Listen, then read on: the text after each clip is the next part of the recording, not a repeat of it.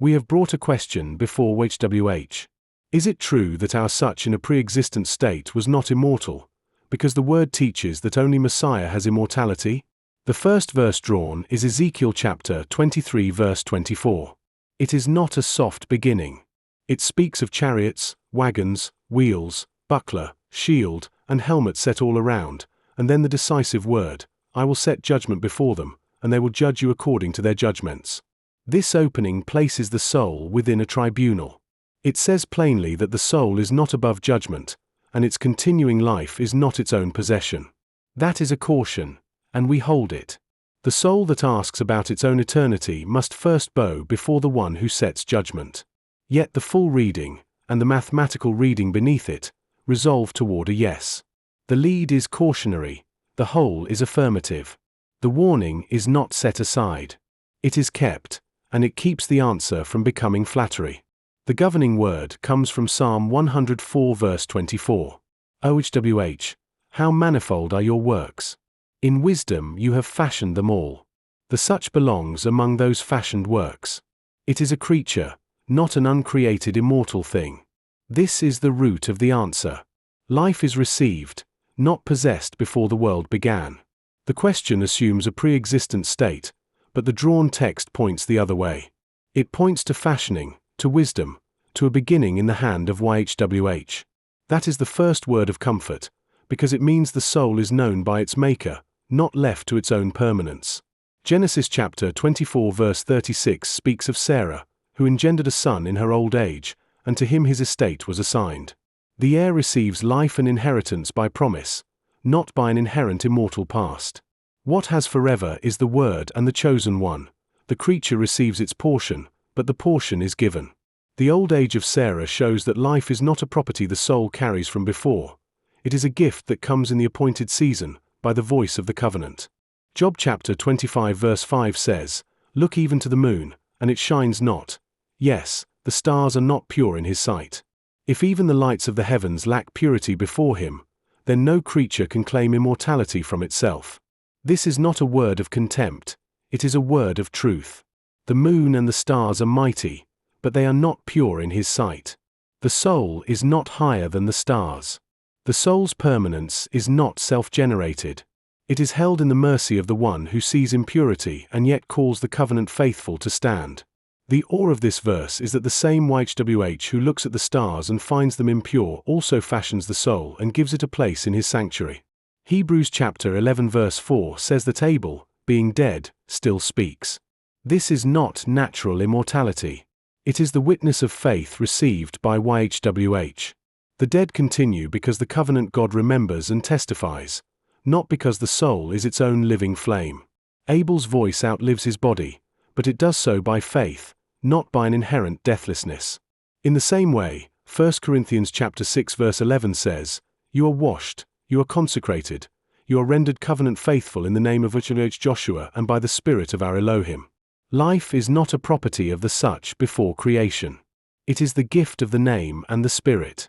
The washing and the consecration are acts done to the soul, not qualities it possesses from eternity. The name of YHWH Joshua is the place where the soul receives its enduring identity. The sanctuary confirms this. Hebrews chapter 9 verses 3 and 4 name the ark, the golden pot of manna, Aaron's staff that budded, and the tablets of the covenant. These are not ornaments. They testify that covenant life is mediated by atonement and by presence, not by an inherent immortal soul. The soul lives because it is joined to something outside itself. The ark is not the soul's own strength, it is the seat of mercy. The manna is not the soul's own food, it is bread from heaven. The staff that budded is not the soul's own vitality, it is the sign of the priestly house chosen by YHWH. So the whole sanctuary says, Your life is not in you as an immortal flame, your life is in the one who dwells between the cherubim.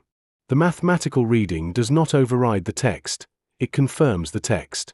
The data shows a statistically confirmed non-random pattern across multiple independent channels. The triple convergence standard sits at 9.04 sigma. The anomaly detection is extreme, and the convergence confidence index is 100%, with 6 of 6 channels active. The pattern survives the false discovery rate correction. The loudest channel is inheritance, at 5.7 sigma. The interpretation posterior leans affirmative at 86.7%, with only 8% caution and less than 4% mixed. These numbers are not the final voice, they are a witness in the margin. They say the same thing the verses say, the direction is yes. But they do not replace the word. They only confirm that the text's testimony is not a random scatter. It is a coherent pattern. Attention remains, and we name it honestly. The drawn text does not quote the exact phrase "only Messiah has immortality." It provides the covenant frame that leads there. The frame says the soul is fashioned, receives life by promise, is not pure in itself, continues by faith, and is washed and consecrated in the name of YHWH Joshua.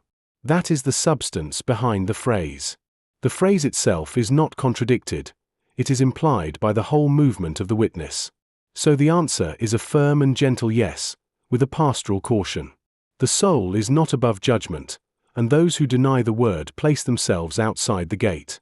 The hope of the soul is not to look backward to its own eternity, but forward to the one who alone has immortality, and who gives life to those joined to him. What does this mean in practice? It means the covenant faithful do not need to prove their own eternity. They need only to abide in the one who is eternal. The call is not to discover an immortal self, but to receive the life that is given in the name. This is the priestly way, to offer back the life that was first given, and to find that in offering, the life is kept. Between the porch and the altar, the answer stands. The such was not immortal in pre-existence. Immortality belongs to Messiah. And for the covenant faithful, that is not a loss, it is the only life that endures. So be it. The lead verses drawn in this altar of reception session were Ezekiel chapter 23, verse 24. Psalms chapter 104, verse 24. Leviticus chapter 14, verse 46. Jeremiah chapter 8, verse 20. 2 Chronicles chapter 17, verse 18. Genesis chapter 24, verse 36. 94 further verses were drawn in this session. This concludes today's interpretation at the altar of reception. Package YouTube metadata, following the script.